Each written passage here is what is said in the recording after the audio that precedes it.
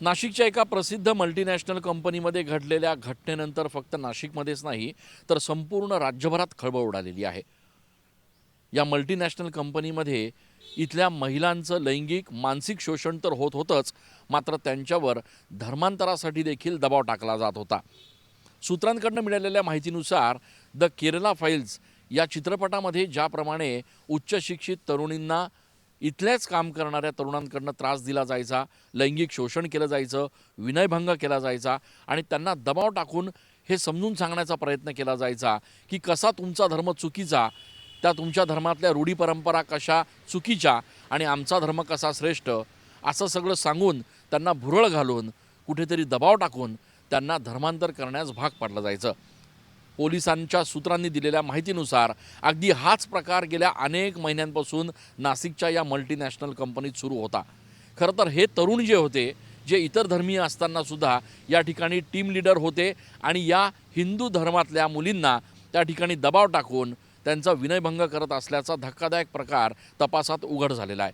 आत्तापर्यंत या संपूर्ण प्रकरणाचं गांभीर्य लक्षात घेता नाशिक पोलिसांनी जवळपास 9 गुन्हे दाखल केलेत।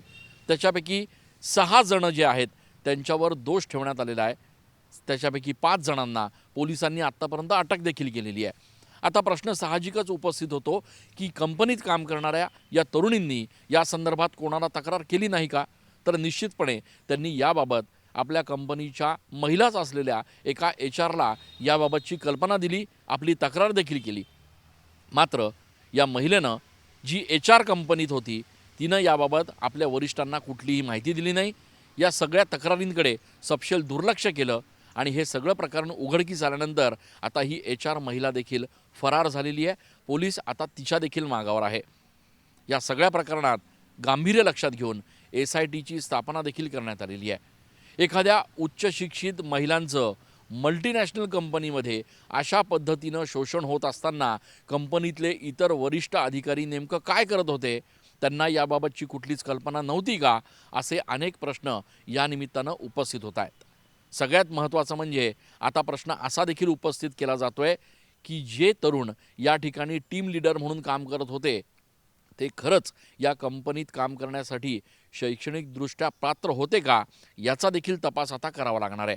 एकूणच हे सगळं प्रकरण गुंतागुंतीचं असलं तरी गंभीर आहे आणि याबाबत आता SITच्या माध्यमातून एक हेल्पलाईन नंबर देखील जारी करण्यात आलेला आहे आणि आवाहन करण्यात आलं आहे की ज्या तरुणींना असं वाटतंय, ज्या महिलांना असं वाटतंय की त्यांच्याबाबत देखील अशा काही घटना घडल्या आहेत, मग त्या या कंपनीत असो किंवा इतरत्र असो, त्यांनी तात्काळ पोलिसांशी संपर्क साधावा आणि आपली तक्रार नोंदवावी।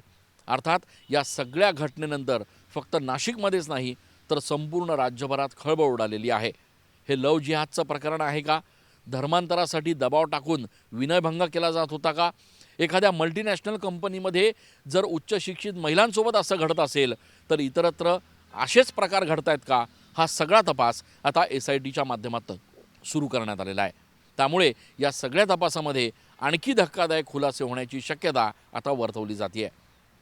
कॅमेरा पर्सन आकाश येवलेसह मी चंदन पूजा अधिकारी, TV9 मराठी।